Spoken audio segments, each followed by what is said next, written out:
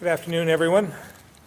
We've got quite a few things to cover today, so I'm going to keep my comments relatively brief.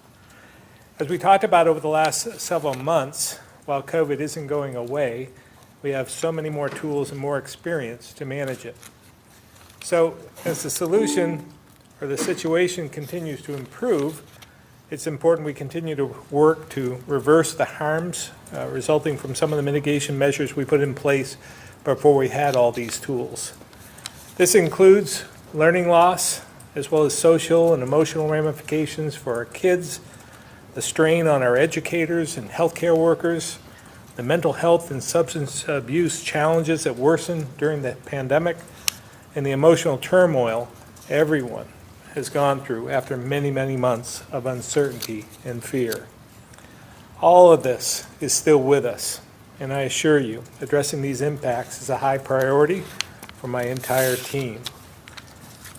This all happened even as frontline workers in healthcare, schools, mental health, and substance misuse providers worked incredibly hard to help everyone through the pandemic. The fact is, some of the steps we took, from remote learning to deferred healthcare and a general lack of human connection, have been difficult to overcome. But we need to do whatever we can to reverse these impacts. Secretary Samuelson and Secretary French and their teams at Human Services and Education have been working to help stabilize these systems. Today, they'll both share some more about what they're focused on and the goals and measurements for recovery. Dr. Levine will also provide an update. Before I turn it over to them, however, I want to mention that Commissioner Sherling is here with us today, and this will be his last press briefing, at least with us. And as we announced, he's moving on to take a position at UVM, and he'll be greatly missed. Mike, I want to thank you for your service and your leadership during an incredibly difficult time. As I've said many, many times, because Vermonters were willing to do the right thing, and we had a very talented team working day and night to keep them safe, we led the nation in our response. And you were an essential part of our team. So I'm going to give Mike a chance to say a few words as well. Commissioner?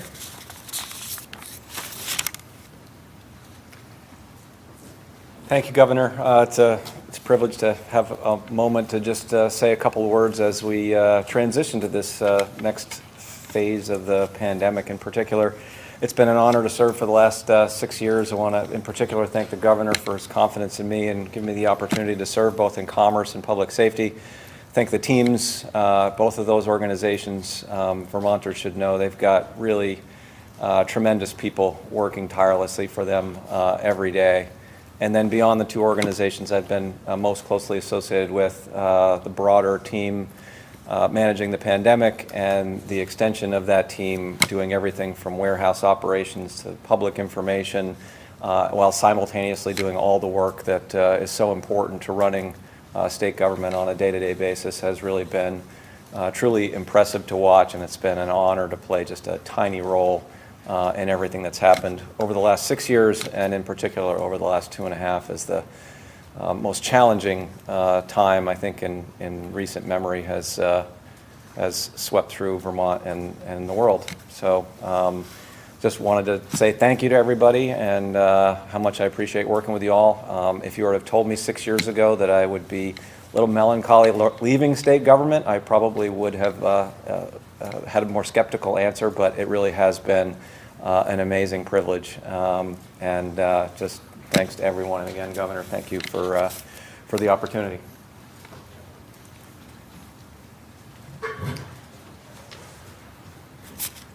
Now we'll have Secretary Samuelson come up and give her report.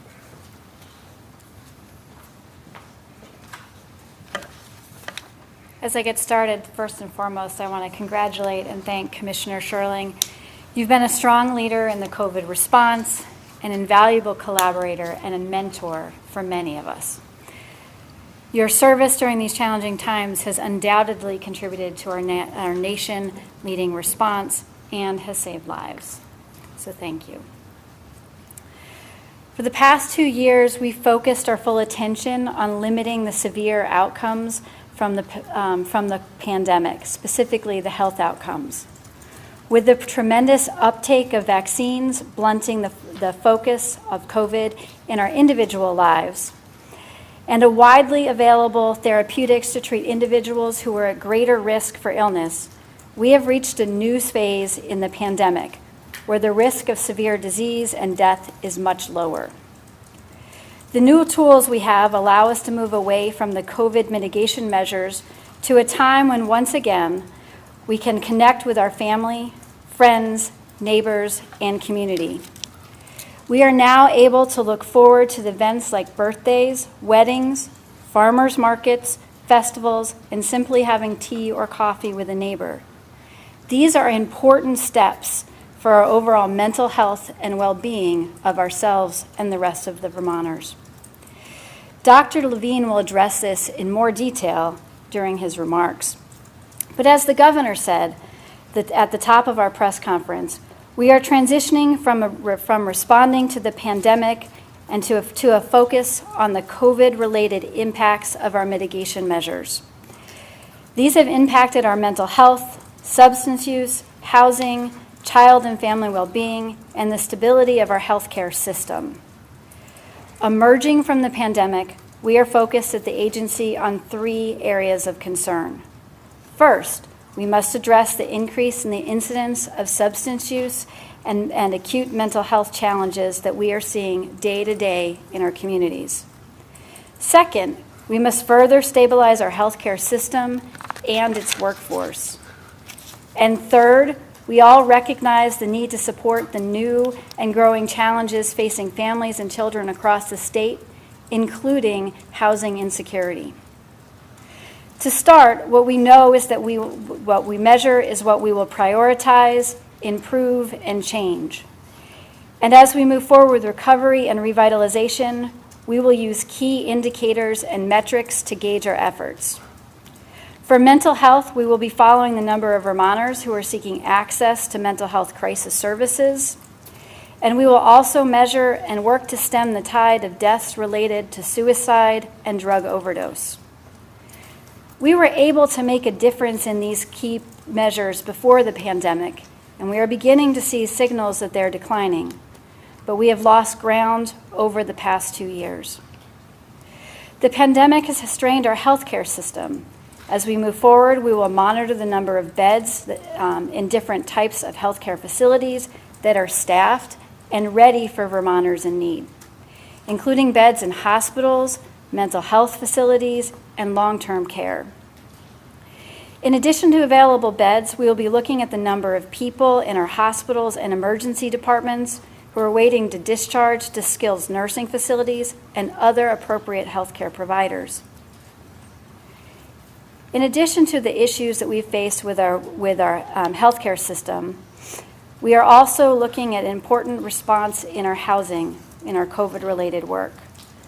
We've been successful at assisting more households than ever in finding permanent housing, but there is still work to be done.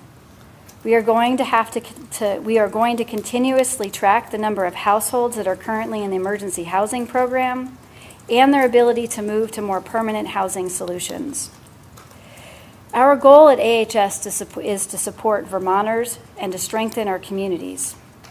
For each of these areas, there are efforts that are already underway. For example, Vermont is joining the nationwide suicide prevention lifeline by implementing 988 later this summer. To address the healthcare workforce, the Provider Retention and Recruitment Program authorized by S11 and signed by the governor will begin distributing funds later this month. And there have been unprecedented investments in housing. Monitoring these key metrics will be a tool as we assess our programs and work to improve our response to the long-term impacts of the pandemic. AHS realizes that the work ahead is critical, and using these types of frameworks will help us deliver services better than even before the pandemic. Secretary French, I'll now turn it over to you to discuss the revitalization and recovery work in the Agency of Education, and including the focus of our partnership on child and family well-being.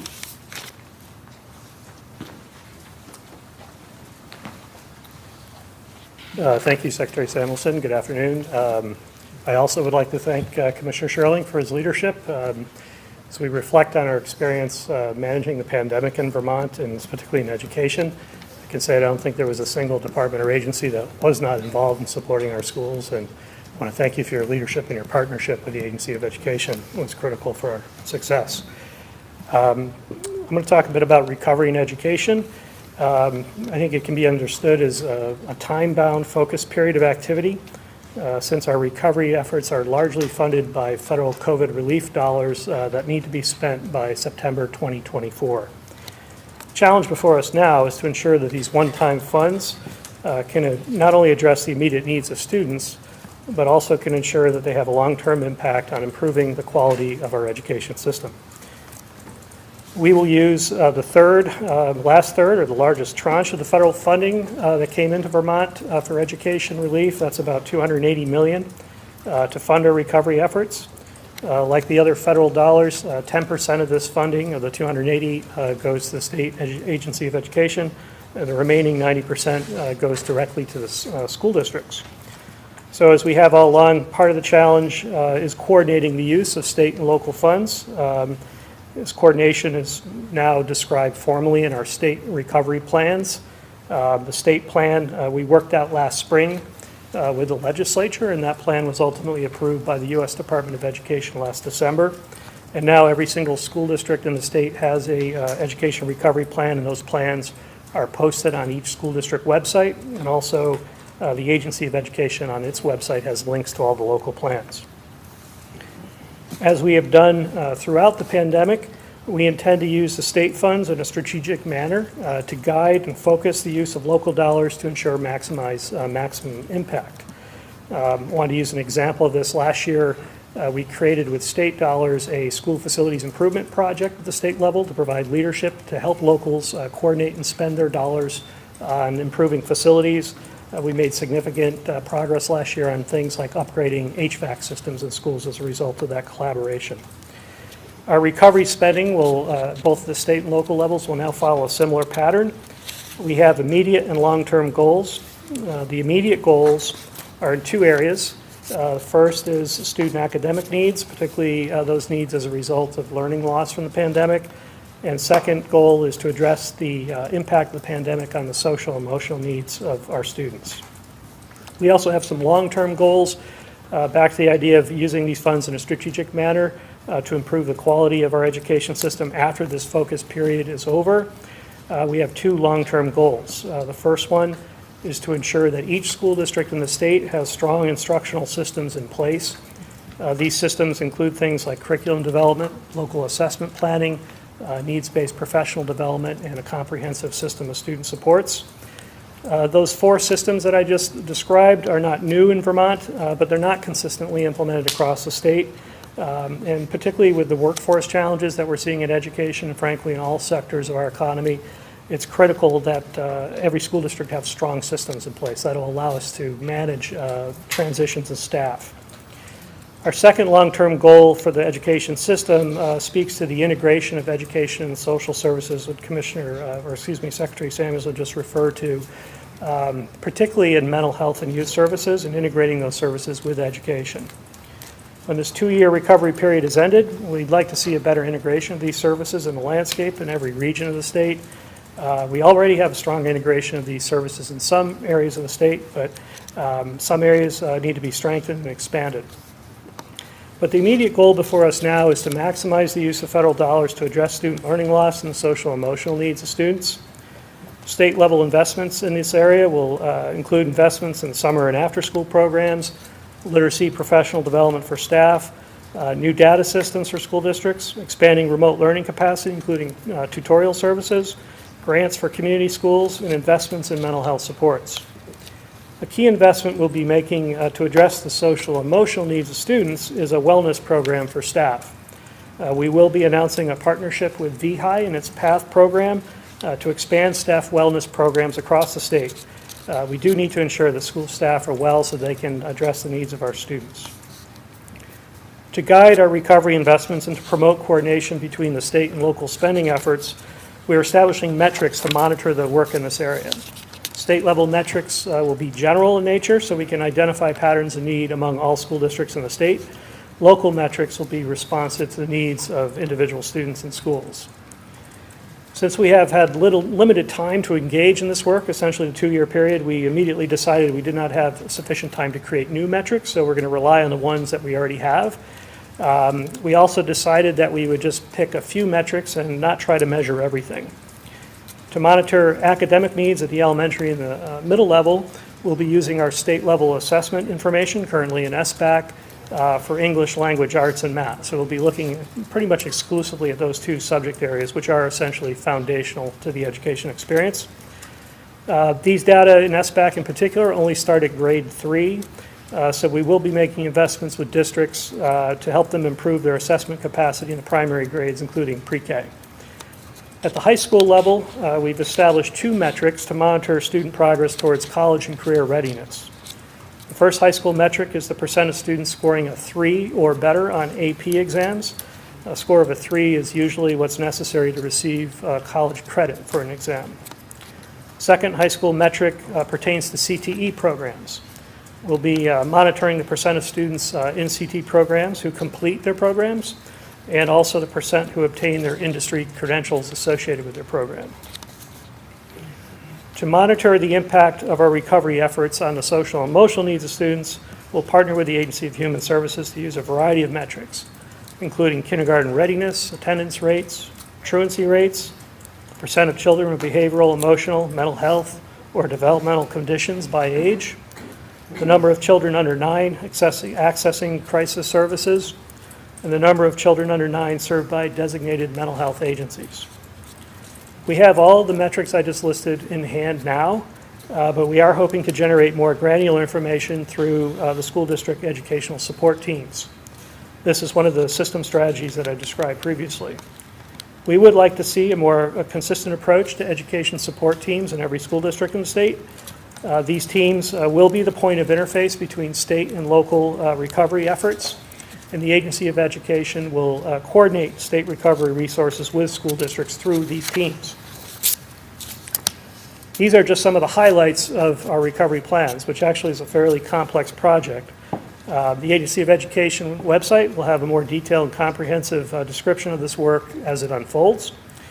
I wanted to provide this update today. I did share this work with school districts at least a year ago, but more recently we made a formal announcement to them, and we have several planning structures that we're working collaboratively with school districts and our other education stakeholder groups.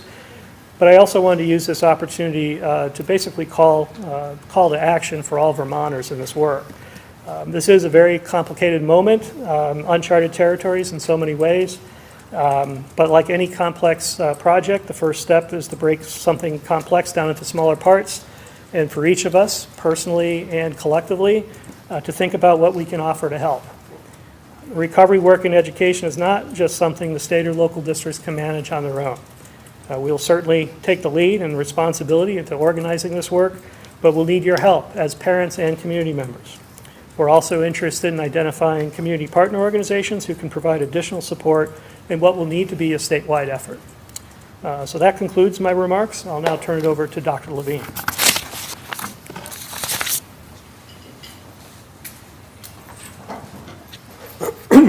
And before I begin my comments, I'll add my words of admiration regarding Commissioner Sherling and my mixed emotions regarding the fact that I wish him only the best in his position at UVM, but will regret not having the opportunity to continue to work with him in state government.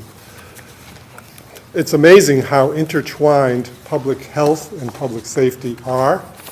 That was one of the great pieces of enlightenment I got when I entered my position and realized that one of the people at the top of my speed dial was going to be the Commissioner of Public Safety. Whether it be experiences we had with the opioid crisis or with ricin incident or other natural disasters or most recently the pandemic. So to say that The teams at Public Safety and the leadership of their commissioner were integral to our pandemic response is really a significant understatement. So thank you very much, Commissioner Sherling. Today I'm going to provide information on our current status with the virus, vaccine developments, testing, and the transition to recovery. I'm happy to report that as of the end of last week, our statewide COVID-19 levels were considered low, and our current data shows the situation continuing on this very positive trajectory. To determine this, as you know, we look at new cases, new hospital admissions, and the percent of staffed inpatient beds occupied by patients with COVID-19. Currently, the 7-day average for hospitalizations is 35, and for ICU is 4. There has been only 1 death to date in the month of June. Emergency visits with COVID-like illness are also decreasing, as are levels based on the wastewater surveillance data we are receiving. We know that COVID-19 is still here, and indeed, many of us still know someone who currently has the virus, but the data is showing the virus is causing less severe illness in Vermont, which, when it comes to protecting the health of Vermonters, is our main focus. So, the biggest upcoming news on the vaccine front is, of course, children under 5. This is the last age group that has been awaiting the availability and protection of a vaccine. Both Pfizer and Moderna have submitted data to federal regulators, and there are still a few steps of review that need to happen before the vaccines become available in Vermont, starting with an independent FDA committee that's meeting today and tomorrow. The information we have to date indicates the vaccines will get a favorable review for their efficacy and their safety, but we will await the final FDA decision. If the CDC then determines these vaccines are safe and effective and recommends that this age group receive them, vaccines will be available to kids before the end of June, possibly as early as the week of June 20th. I want to remind parents and caregivers that most vaccines for children under 5 will be given at pediatricians' offices and other healthcare practices. We know that pediatricians are a trusted resource for parents, and they can answer questions and provide a familiar, comfortable setting for children to be vaccinated. Their expertise is critical to helping caregivers understand how vaccination is the safer way for children to build protection against severe illness from COVID-19.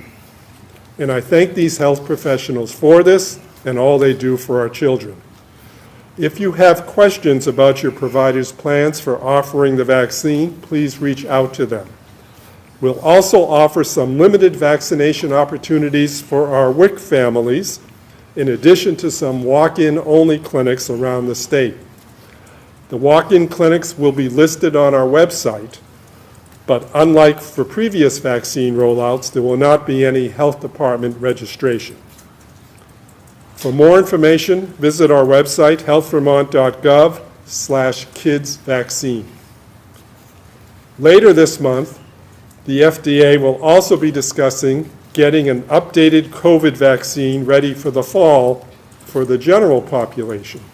But I encourage Vermonters to get the boosters they're eligible for now. For anyone age 5 and up with an uncompromised immune system, that means 1 booster. For anyone age 50 or older, 2 boosters. However, anyone age 12 and older who is immunocompromised should also get a second booster. Now for testing. I've already spoken here about our testing transition, but want to remind Vermonters that our state-run testing sites will close at the end of next week, June 25th. This has been an incredible emergency response over the past 2 years, but these sites are no longer a necessity as our tools to prevent COVID have grown and evolved. At-home tests now represent the quickest, most convenient testing option, and they are widely available at pharmacies and online, They are covered by many insurance providers, and you can also order from the federal government 3 rounds of tests by visiting covid.gov. We are encouraging Vermonters to continue to pick up at-home tests from our sites in the coming days to have ready to use in case they develop symptoms. This includes antigen and LAMP tests, which are similar to PCR. Vermonters who cannot get at-home tests through pharmacies or insurance after June 25th can call the health department or their local health office for assistance. Anyone looking for other types of testing can check with pharmacies or a healthcare provider. Using at-home tests when you have symptoms and staying home when you're sick will greatly lower your risk of spreading COVID-19. As we've seen, the role of testing is changing in other areas as well, as it is no longer required for air travelers coming from a foreign country to enter the United States, as the CDC is also focusing on preventing severe disease. So this is why at-home testing is especially critical. If you test positive and are at risk for a serious outcome from COVID-19, reach out to your healthcare provider as soon as you can so you can be connected to the available treatments. Finally, transition to recovery. COVID-19 continues to be obviously disruptive to some of our lives, where we work, go to school, or care for loved ones. And that is still difficult and stressful for most of us. It's even harder for people at high risk due to age, underlying medical conditions, or systemic inequities. But we can now see COVID-19 as a disease that we have the tools to fight through vaccines, rapid at-home testing, and treatment.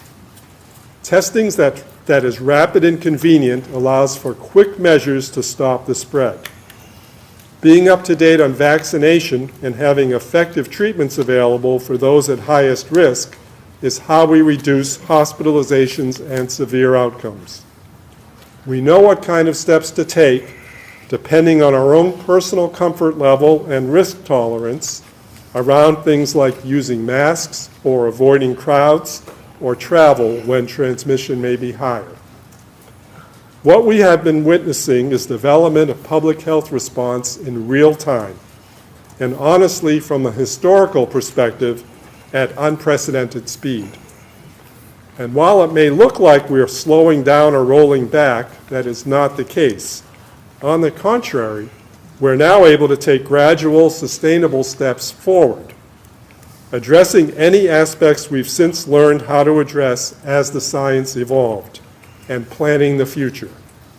And as was mentioned already, we're expanding our focus beyond COVID, working to reverse some of the setbacks we've all experienced, the negative impacts of living in a pandemic for the past 2 years. Recovery from COVID includes improving our social and emotional well-being, focusing efforts on addressing substance use and mental health, preventing deaths from the so-called diseases of despair, food insecurity, a rise in eating disorders, improving the academic potential of our kids, assessing and reversing the impact of the pandemic changes in our own health behaviors that can have long-term impacts on our health. None of these challenges will have simple solutions, but I know that we are all focused on and looking forward to helping keep Vermonters safer and healthier together. I'll turn it back to the governor. Thank you, Dr. Levine. We'll now open it up to questions. Start in the room. Governor, it's been 1 year to the day since we hit 80% vaccination and lifted all of the restrictions. Since then, we've had Delta, Omicron, BA2, here we are today. For you, and I guess kind of open up to others if they want to weigh in too, what have you learned along the way in the last year? What is what? What have you learned? Oh, well, so much has changed, right, from the very, very beginning. We had no playbook. We didn't know what we were getting into. since then, as Dr. Levine has said, from an historical standpoint, we've made great strides from vaccines being the most significant to begin with, and then all the treatment that we have available. We've learned how to, in the beginning, as you might remember, we didn't know even how it was transmitted, much less how to counteract that. We thought it was surface transmission of the virus. So we were cleaning everything in the beginning.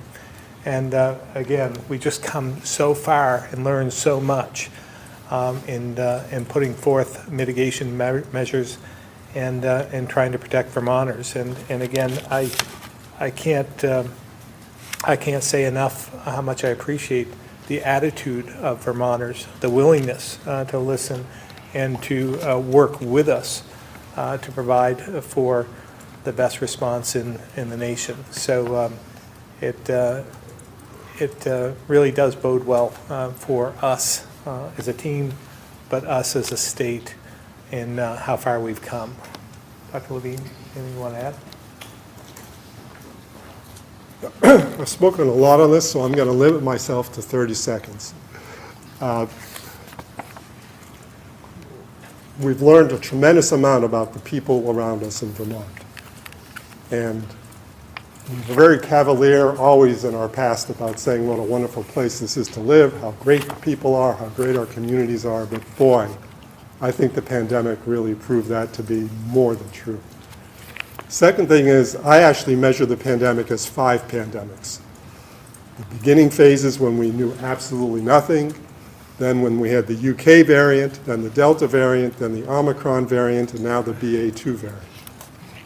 And the reason I say that is because every time one of these new variants occurred, it was a completely different strategy and management plan, and that created in itself not only the fact that science advances so quickly and our understanding can advance, but it also creates transitions. And transition times are the most uncomfortable for people. It makes them the most anxious. They remember what they just did before and why aren't they doing it again, and it merely creates the need for abundant messaging and communication and being very transparent. So those are some of the pearls I'll impart today. Just to follow up, would you say that COVID is endemic right now? I would, yeah. Have we all arrived at endemic? No. And that's okay, because we are all in a transition to endemic. It's one thing to say, is the virus endemic, but is the way we live our lives endemic? You know, everyone is thinking all the time about what they do in ways they never thought before, and looking towards the future that doesn't have 100% certainty to it or anything like that, and just looking to where we are right now in the present and how different many are trying to behave compared to the past, but also how uncomfortable some are trying to behave differently than they have in the past. So we're all in a transition phase, and we need to cut each other a little slack and just sort of be appreciative of that fact and treat each other civilly and respectfully, and understand that person A may be at this point and person B at this point, and person C is maybe never leaving the house. And we just have to sort of work with each other in that way.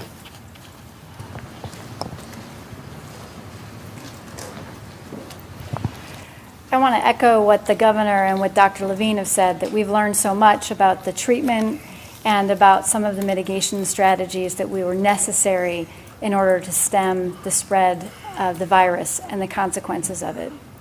But I think the other thing that we've learned is the impacts that the mitigation strategies have actually had on Vermonters and Vermonters' lives. Specifically, we've talked a couple of times this morning about the fact that isolation, the inability to plan and to get excited about things have had a significant impact on individuals' mental health and well-being. And I think as we move forward, it's a lesson that we have to learn, and it's a call to action for Vermonters, that it's those small things. It's reconnecting with a neighbor, it's planning an event, It's going to the farmer's market. It's having tea with someone who's still feeling socially isolated. It's those sorts of things that will help us move forward and give us the tools that we need to begin to respond in our recovery and revitalization period. I think that we can't forget that learning as we move forward. I think Secretary French was going to add to that. Yeah, on that same theme, to your prompt, Alvin, I was thinking something Dr. Levine often says is, we need to be humble in face of the virus. And I think reflecting on like today's summary of recovery, this is the third time we've tried to pivot the education system towards recovery. It's sort of a testament to the need to be humble. So after that first traumatic spring where we shut down our schools overnight, we ended up in a pretty good place around graduation, and we're looking forward to opening schools in the fall, particularly with the advent of vaccines being on the horizon. And then thinking about doing recovery over that holiday period, that first year, and only finding that to be a very challenging moment in schools through the winter period. And we made it through that spring. Again, looking forward to, as we do in school, we look forward to the new school year with optimism and hope, only to encounter Delta. And then of course, managing Delta this fall, and then arguably our most difficult moment in schools with Omicron. And every single time we had to keep putting off recovery because we just didn't have the capacity to manage the public health mitigation inside of schools and shift into thinking about a proactive sort of stance in the future. But I think, that history points to a cyclical nature of the virus, but for me, there's been a through line, particularly since the fall, and that through line is the risk keeps going down. The public health risks from the virus keep declining. And to Secretary Samuelson's point, inside of Human Services, we've always been trying to balance the public health risks of the virus with the social risks for the mitigation strategies. And as that through line for me has become increasingly clear in terms of the risks of the virus from a public health standpoint declining, we have to increasingly put more effort on the social policy aspects of the risks, and they're very real, and particularly for our students. So those are the two takeaways. I don't, as folks are looking forward to the fall, I don't see that cyclical piece being on the radar. It's really about this through line of risk decreasing and us really getting a common commitment to address the mitigation of the educational risks that our children have been exposed to. Secretary French, if you don't mind staying at the podium for a second, just to clarify the funding you mentioned. Right. The $280 million for the 2-year recovery short and long-term goals, it's all bundled into the $280 million? Right. What I'm talking about is the ESSER program, which is the primary source of COVID relief for education. ESSER is the Elementary Secondary Emergency Relief Fund. Vermont has received a total of $430 million through this program in the last 2 years. This last tranche of funding, which is the largest, is $280, came out last spring under the American Reinvestment Plan Act. That's the funding that we are now utilizing essentially to engage in this 2-year period on recovery. Okay, thank you. Yeah. And I have a question for Dr. Levine too, if I may. On the Department of Health website, the last surveillance report posted was from June 1st. It seems the report wasn't posted last week. So on June 1st, the statewide community levels were categorized as high.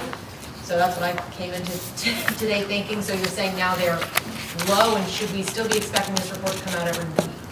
Yes, and that report is available on there, so we've heard stories like you just told me, so the report I quoted from is on there. Okay. Let me just give you the 3 pieces of data from it so you'll know. In terms of new COVID cases in the last 7 days, 125 per 100,000. Weekly case count, 785.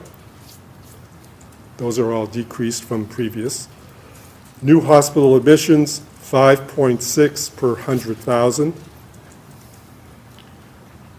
And percent of staffed inpatient beds occupied by patients with COVID, 2.53%. These are all firmly in the low category. Okay. And heading into summer where we say, people are outside gathering, school is out, camp is starting, all these things, what is your level of concern as far as, outbreaks are concerned or a potential spike in cases? Or is there no concern? Right now, very low level of concern, to be honest. BA2 seems to be, have done its job in our population, if you will. It seems to have passed through. There are two other variants that are being followed nationwide, BA4 and BA5. These are making up an increasing number of the percent of cases nationwide. My last look, it was about 15%. In Vermont, we don't know the percent, but we have seen them, just at very low numbers. Unclear what that impact will be in the rest of the country of those two variants, and unclear if you've had Omicron, BA2, are you susceptible to BA4 or BA5? They don't seem to be making a huge difference. They seem to be causing sort of that lower level peak that we've seen in BA2. So right now, if my comments didn't say as much, I'm encouraging all the things you just said. Get outside, do things, and interact with one another. Wonderful. And to keep you in the hot seat for just one more question, you did address needing to address substance use disorders in folks. Kind of, we've seen that rise through the pandemic. Can you explain your take on the opioid prevention sites that in the bill the governor vetoed, as far as looking into getting those types of sites in Vermont, why you think that that may not be a viable option in this state? Yeah, I mean, at the outset, obviously, we need to keep in mind that what's happened with opioid overdose deaths is always an ongoing tragedy, not just in the last year or 2 years. It's been going on for many, many years, and that everyone, those who are advocating for these sites or not, is interested in working to reverse that trend and save lives. So the broad theme is harm reduction. I want people to understand that prior to the pandemic, and that last year before the pandemic, we were showing significant decrease in our opioid overdose death rate. And that's because we've had a whole array of strategies that have been very effective in the harm reduction realm, whether they be syringe service program access statewide, including mobile, expanded Narcan distribution, which of course is a cornerstone, fentanyl test strips as part of what we call harm reduction packs that are available statewide, and of course, a more recent bill that was signed last year on buprenorphine decriminalization, for which we're now collecting data to see if that's had any impact.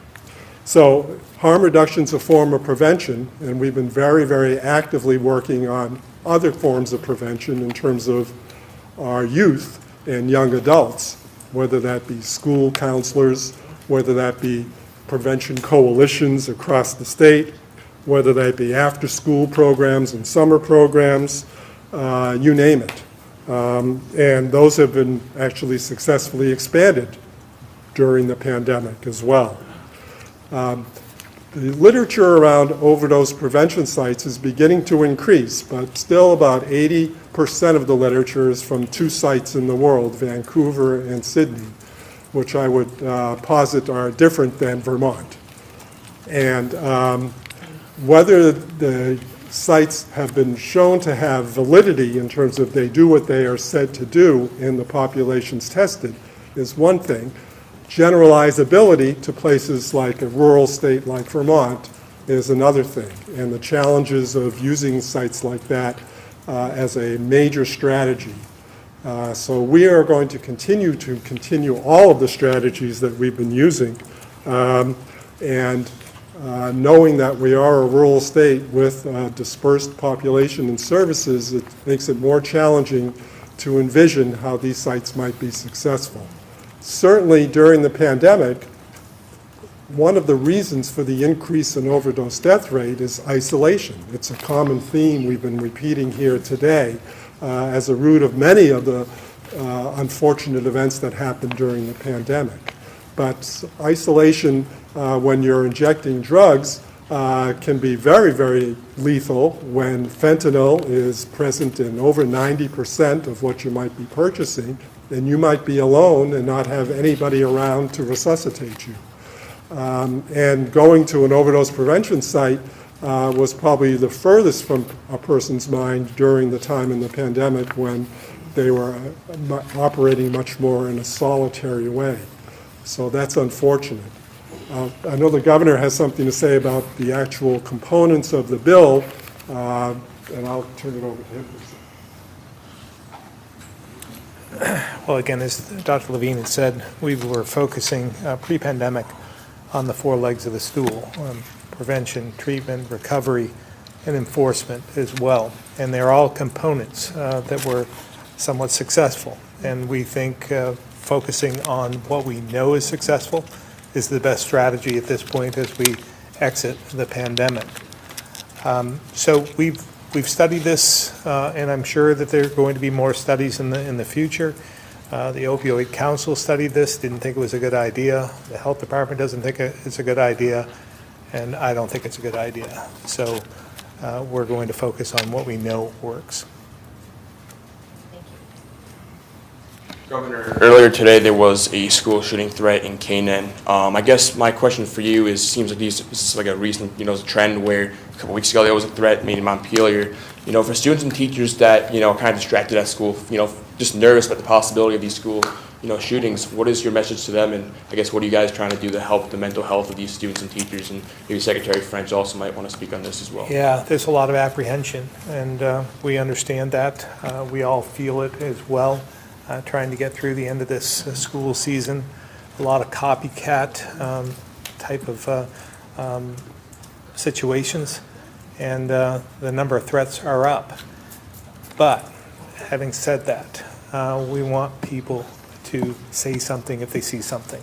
So just because there's more threats doesn't mean we don't want to hear about more situations, because that's what's gotten us through safely. When we had the Fairhaven situation. If not for that young woman who came forward because she saw something, we might have had another Parkland on our hands. So we want to make sure that people feel comfortable reaching out to us or to the school officials or public safety and tell us if they see something so that we can address it. I think that's the message I put forward. And we're doing a lot of the work, again, what we're talking about today with recovery and paying attention to some of the emotional issues that kids are facing, and teachers and educators and so forth. So we're all hands on deck. We understand the issue, and we're just, we want to meet the need. Anybody else? Secretary French? Yeah, just to piggyback on the governor's comments, this has been a challenging several weeks, to say the least, with the Texas shooting. Vermont does have a very strong, robust school safety program, but we can always do more. In the last year, in particular, we've made a significant investment in threat assessment training for folks. That hasn't been universally adopted by folks, but it can lead to increased reporting, which, to the governor's point, isn't necessarily a bad thing. So that reporting piece is critical. We also know that most of our districts, if not all of them, have some form of school safety plan, and that was a result of some work that took place a couple of years ago. We upgraded facilities and so forth. I think going forward, we'll probably double down on the threat assessment. That appears to be a national trend as well. We're having some internal conversation about to what extent that should be mandated for folks and not just be a voluntary participation. I think also we want to go back and take a look at the school security plans, and we know districts have them in place, but we haven't really gone as far as to qualitatively sort of assess the quality of those plans. It is challenging to do that to a certain extent because the plans are a function of the unique resources that each community has, what kind of law enforcement, who are the emergency providers and so forth. But we think that would also be some worthwhile effort going forward. So. Just another question. Oh, you want to go? Sorry. Yeah. Go ahead. No, it's another question just for the governor. You can talk about this, yeah. I'll be really brief. There's work going on this topic constantly. I'll just add, the governor said the core message. If you see something, say something. I just wanted to emphasize that by saying over the years I've been to a variety of different kinds of events where we end up uncovering a witness or someone who says, you know, I saw something, it didn't look right, I didn't want to bother you. You are not bothering anyone by calling and reporting anything that looks amiss. So please don't think you're putting anyone out either at the school or in local public safety officials. Just get that information out there and we'll connect dots if there are dots to be connected. And just, yeah, I was gonna just ask also, there was, like, this weekend there was a March for Our Lives rally in Montpelier, and there were several speakers, including Congressman Peter Welch, that are, you know, that want to see gun reform, want to see a ban on assault rifles. I was just curious what your response would be to those speakers who want to see those gun reform changes. Yeah, well, I think they're speaking more on the national level. As you might know, we took some major steps just a few short years ago, and it appears that they have some measure of agreement on the national level, in the Senate in particular. And I hope they move forward with that. We're encouraging them to do so. They probably won't go as far as what we did here in Vermont, but all the steps we took, I think, should be replicated on a national basis. All right, we're gonna go to the phones. I'm gonna start with Lisa Loomis, though I know she might not be available. Lisa, if you're there, go to you.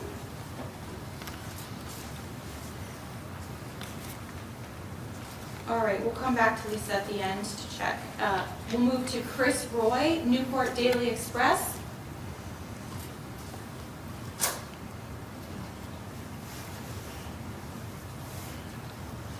Chris? All right, we'll move to Aaron Patanko, VT Digger. Hi, I think this is a question for Dr. Levine. I've been looking at data from the health department actually showing that uptake of the second booster has been relatively low. I think about 38% of seniors who got the first booster have gotten the second booster shot, even though it's been recently recommended by federal agencies. I was wondering if you could comment on why you think uptake of the second booster has been this low, and if you have any messages for people who might have been like on the fence or been procrastinating on getting that second booster shot. Yeah, thanks very much for highlighting that. It's a topic I frequently highlight at these press conferences. We've done very well with the percentage of our population getting a first booster when you compare it to the nation, but that sets the bar a little low, and I've always maintained we could do even better with the first booster, never mind the second booster. And it's been very nicely demonstrated that that first booster, the effect against serious illness is maintained for a duration of time. It does wane like all types of immunity, but again, the first booster is the most critical, but we certainly encourage people to get the second booster. I think what's happened is a little bit of booster fatigue, and it's just like part of pandemic fatigue overall, where people are sort of saying, look, I got my initial series, I may have even got my first booster, and I'm kind of done for a while. And many of them are hoping that there will be a new vaccine that they can then take on a yearly basis that will be more effective than just getting another booster of the same vaccine they've already gotten a few times.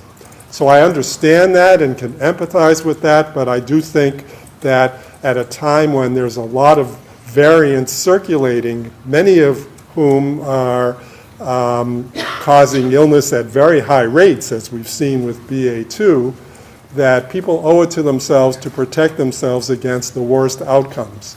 And the way to do that is getting the booster. I think they know inherently that they still have a finite risk of getting ill from the virus, even if it's a mild illness. But again, we want them to be protected from those more severe outcomes. So that is the message I would be giving people today. And certainly if you have not gotten a first booster, you've never run out of time to do that. There's still plenty of booster availability. There are still sites around the state. Obviously, the medical practices around the state are all offering this as well, so take advantage of it. Did that cover everything you wanted me to, Erin? Yeah, I think that was good. Thank you. All right. Tim McQuiston, Vermont Business Magazine. Hi, Governor. I was going to ask you about summer tourism and the tax revenues. But what struck me earlier in this discussion was it feels like the administration and Dr. Levine, and it feels like not that you're doing a victory lap on COVID, but the expectations that there will not be another spike as there was in the first two winters. You know, there was almost no viral activity last summer, no fatalities, and then we had obviously a very bad surge starting in the fall and going through the winter. I'm wondering why it seems that you and Dr. Levine are so confident that we're not going to have the same kind of spike starting in the late fall. Yeah, I think maybe there's some misconception as to what our level of optimism is. I believe we were talking about right now and through the summer. I think that's a low level of risk at this point. We're seeing our numbers drop, the number of infections as well as the number of hospitalizations and so forth. So we're comfortable at this point in time and don't believe that we're going to see a spike, at least in the next couple of months. But I would suspect that come fall, when we start to go back indoors, and there might be another variant, there will be another variant, I should say, those numbers will increase. It's just like the flu. When we talk about the endemic, the flu has different stages of infection, and that will increase. So I don't want to give you the impression that we think this is over and that we won't see any increase in cases, because that's not the way I feel, and I'm going to let Dr. Levine answer as well. I agree with everything that was just said. But again, the federal government is basically saying there will be 100 million cases of COVID come fall to winter. I'm certainly not going to disagree with that, but I would like to be more optimistic. But at the same time, with the virus not being eradicated from the planet Earth, we will see more renditions of it. My hope, though, is again that we will have a vaccine in the fall that covers not only the earlier versions of COVID, but also versions as late as Omicron, so that the ability of the next variant to have what we call immune evasion, meaning it will really still make a lot of people sick, even though it may not cause serious illness, will be reduced just because the vaccine has a lot more to it. And the population will have more immunity based on the numbers that have already been through Omicron and BA2, et cetera. So, yes, we should be optimistic in the near term, but doesn't mean we should be pessimistic in the long term. We should just expect that this virus is going to continue to cause illness, hopefully more on a seasonal basis, but we're not quite there yet. All right, thank you, Doctor. And my more prosaic question is about what your expectations, Governor, are for the summer tourism season, given that gas prices are high, but people seem to have a lot of money in their pockets right now. Well, it does look like good news in terms of people visiting our state. I am concerned about inflation, gas prices, and so forth. But having said that, it appears that people may be making the decision to not fly to a different area of the country, but maybe within a 3, 4, 5 hour drive, they're willing to come to Vermont and visit one of the most beautiful states in the country and one of the safest states in the country. And so I think that, again, bodes well for us. We're tracking well in terms of the receipts. So all looks good at this point in time. And it does appear that as well that some of the supply chain issues are subsiding, but we still have gas prices are still much too high, and we still have workforce challenges. All right, great, thank you very much. Guy Page, Vermont Daily Chronicle.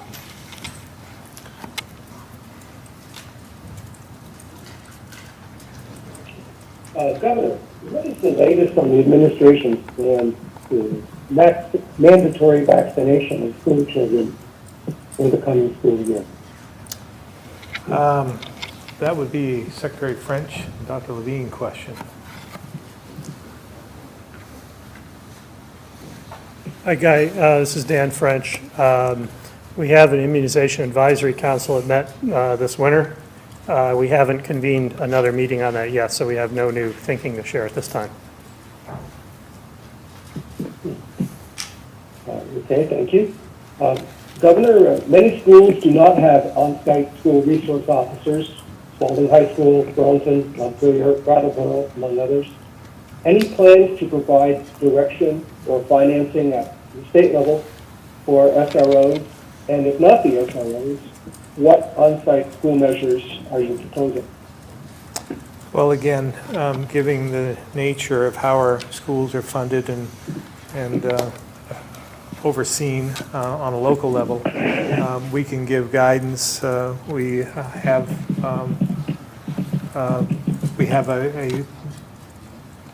a prevention strategy as well. Rob Evans and others are providing that, and we'll continue to do whatever we can to provide for the safety of our kids. I might ask Secretary French to add to that. Hi, Guy. There was a program several years ago funded by the federal government to support the cost of SROs, and I think that's what led to a lot of school districts deploying them. More recently, that it is a local option, and it is something that districts can support out of their education spending, their regular budgets, but we don't have a discrete state-level program to support those costs at the moment. Secretary French, the 2018 school security grants was Yeah, that was a useful. Yeah, that was a very useful source of funding. A large part in 2018 that went through facility upgrades, security upgrades, and so forth to schools.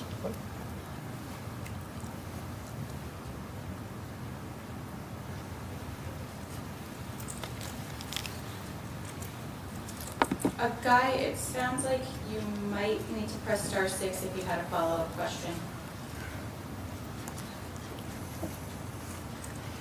All right, hearing none, we'll move to Ed Barber, Newport Daily Yes. Express. Actually, may I ask a follow-up? Yeah, please? go ahead, Guy. Okay.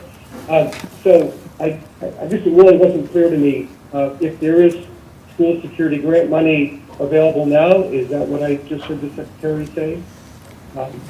Or not? No, there is no additional money for that right now. I was alluding to the fact that districts can pay for that out of their regular education spending. Thank you.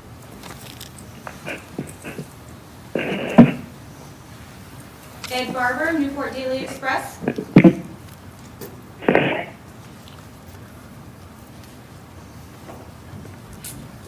Ed?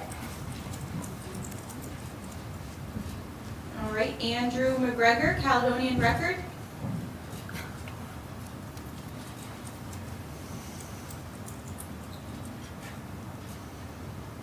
I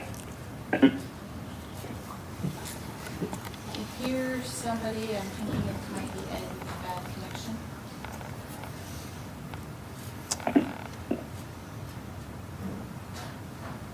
All right, we'll try Tom Davis at Compass, Vermont.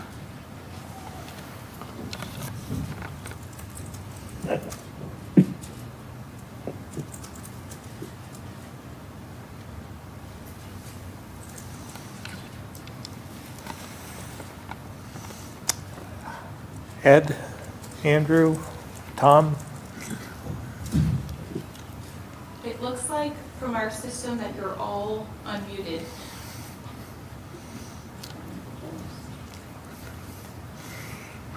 All right, that, I think Calvin had one last question. Oh, yeah, thank you. Governor, I was just wondering if you've had the chance to watch any of the January 6th hearings, and if so, your thoughts on what you've seen, and more broadly too, some of the members of, Republican members of Congress are still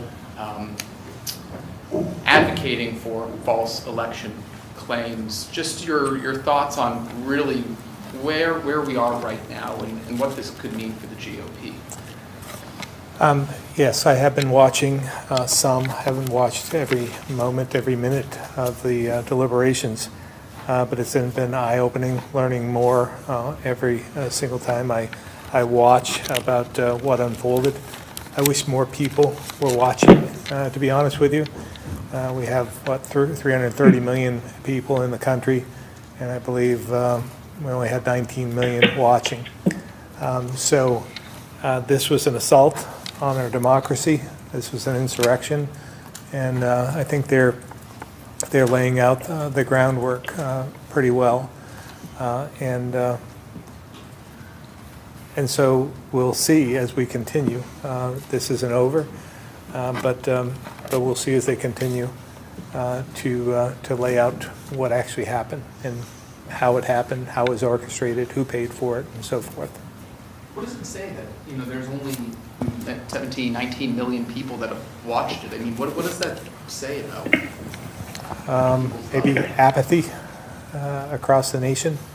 Again, this was an assault on our democracy, and this was a indisputable insurrection.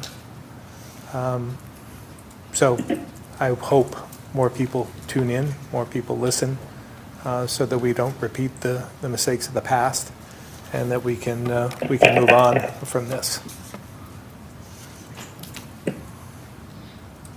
Andrew, I do think we can hear you, so if you have a question, we should be able to hear it at this point. Great, thank you. Am I coming through now? You are. Wonderful. For Secretary French, I'm curious his assessment on some of the recovery plans being laid out by schools. I know last month that a report from the Center for Education Policy Research out of Harvard tried to quantify the learning loss, the academic achievement loss over the pandemic. I suspect how Vermont ranks in that is probably not as bad as other states because we weren't as remote as many states. But I'm just curious, a commentary by one of the authors suggested that the response that's being designed by school districts is not up to the challenge of the academic loss. And I'm just looking for your assessment on how things are shaping up thus far, and if local districts need to refocus or redirect, and just the context of it. Yeah, thanks for the question. Again, I think it's a very complex moment, and there are different experiences across the country on this. I was at a meeting in Utah the other day, and Idaho, I think, and Utah were talking about their state level results not really showing much difference in student outcomes. But we've seen other parts of the country where students are just now coming back to in-person instruction. So I think, it's hard to talk generally nationally on this. I think similarly, we have our work cut out for us in Vermont to understand the trends because we had an uneven experience inside the state due to our decentralized education system. And I think it's then useful, as I was describing previously in our plan, to think about, particularly from an academic perspective, the difference, the impact on elementary students versus middle level students versus high school students. If you remember your primary age experience in school, those are foundational educational moments in your academic development. So students who, for example, aren't taught how to read or don't necessarily have sufficient understanding of basic mathematical concepts will struggle, and that's where a lot of districts are going with their planning relative to tutorial. But then when you contemplate the middle level, where those foundational skills are then socialized to a large extent, and we rely heavily on the social aspects of learning at that grade level. And those students have been denied those opportunities for regular, healthy academic development and social development. So I think, as a state, as I was describing, we have to position our state dollars and our state planning as part of a partnership at best with school districts and other community organizations to have it be an all-hands-on-deck moment, because I think we need to look more specifically at the trends. I think, we're hearing that students that were at risk prior to the pandemic are probably greater at risk now. We have the need at the state level to look across the different regions of our state and to disaggregate the information to look at different subpopulations. But I think locally that same work will be happening. So I don't necessarily agree with sort of a broad characterization. I think we're all putting our shoulders to the wheel on this, and we've had a good moment riding out the rest of the school year. And to your point, Vermont's had a very successful approach not only to the pandemic but in education. We've done our best, but we have our work cut out for us in the fall, and we want to make the most of this moment and these federal dollars to do what we can to address not only the academic needs of our students but also their social emotional needs. One of the strategies that's often utilized for academic recovery is, individualized learning, tutors, extended class opportunities. With the workforce challenges, especially in education that the state's facing, I imagine across the country, are there enough qualified people within Vermont school system to be able to make up some of this gap in learning? Yeah, I mean, that's a great question, and that points to really understanding the context. One of the strategies I described was a significant investment in our remote learning capacity, including tutorial services. And folks might question that as we're pivoting back to in-person learning, but I see remote learning as being an important resource in a rural state like Vermont. It essentially provides 24/7 individual remediation opportunities and expansion, acceleration opportunities. So as a rural state, we really need to, deploy more remote learning, not only for workforce issues, but just to expand curriculum offerings and making instruction more responsive to the individual needs of students. So, the strategies that local school districts are designing are going to be hindered to extent by the workforce that's available. So we're going to have to look at all these different aspects as we design, our recovery. Was our experience with remote education so successful that that we want to return to it?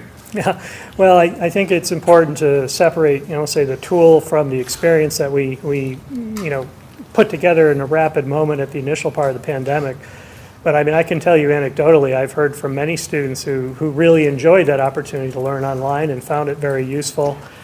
So you can't characterize the technology, the tool in a general way. I think there is a good application of remote learning in that technology. We learned essentially through experiment at the beginning part of the pandemic, but I think school districts have significantly increased their understanding of how to thoughtfully use these tools, and we need to figure that out if they haven't. Okay, and finally, in your opening remarks, you put out a plea for the community response to help with recovery work. People who listen to that, where should they turn to step up and help? Should they be going to their local schools? Is there a program through AOE? How can they get involved? Yeah, I think the first direction would be to reach out to their local school district. I think that's where the interest can be most impactful. But we're hearing from groups all across the state. The other day, Deputy Secretary Boucher and I met with Big Brothers Big Sisters, for example, and they essentially were offering their organization up as a partner organization. So at the state level, certainly, by all means, reach out to the agency, but we're also going to, I think, try to work and build that capacity up in each ecosystem, if you will, at a school district level. But I think ultimately at the state level, we'll produce a directory of partner organizations that are available and are interested in supporting this work.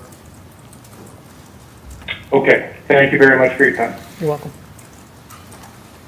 All right, I'm just going to do a last call for Ed or Tom.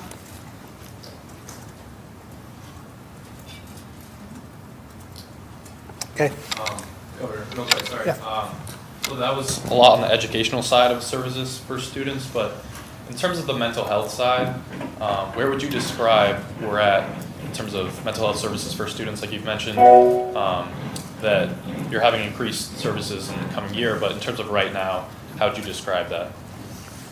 How I would describe Mental health services for students in the state.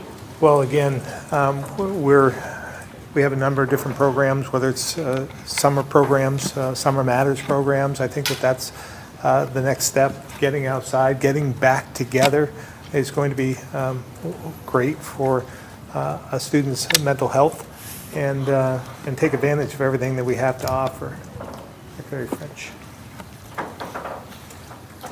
I think I should have mentioned our primary recovery strategy this year is to keep schools open. But you're right. I mean, there is a shortage of resources, not just for school-age children, but for adults as well. And it's important, I think, to draw a line between clinical mental health services and sort of pro-social activities that we can promote in schools. I think in particular, it's been great to see in the last couple of months the emphasis on the arts in our communities. I think the arts go a long way to healing and also involve students in expressing their joy and their inspiration. But that's part of, in terms of what we're working on, this integration of social services that both Secretary Samuelson and I referred to. I think that's where we need to go. I think that's where all rural states, frankly, need to go. Because they're limited resources to deploy, and we need to have a sense of the patterns and the needs so we can do some triage. And again, not everything's of a clinical nature, but we have a shortage of clinical resources. But we have to be able to get better information, better data on the patterns of need, and better understand how to deploy the limited resources we have. And our thinking is that needs to happen on a regional basis. That's basically how our resources are deployed right now at the state level. And there's an unevenness to that. What the Northeast Kingdom has, for example, in terms of integration of social services is not what Chittenden County has. And not to say they should be exactly the same, but there needs to be some attention to that based on the needs.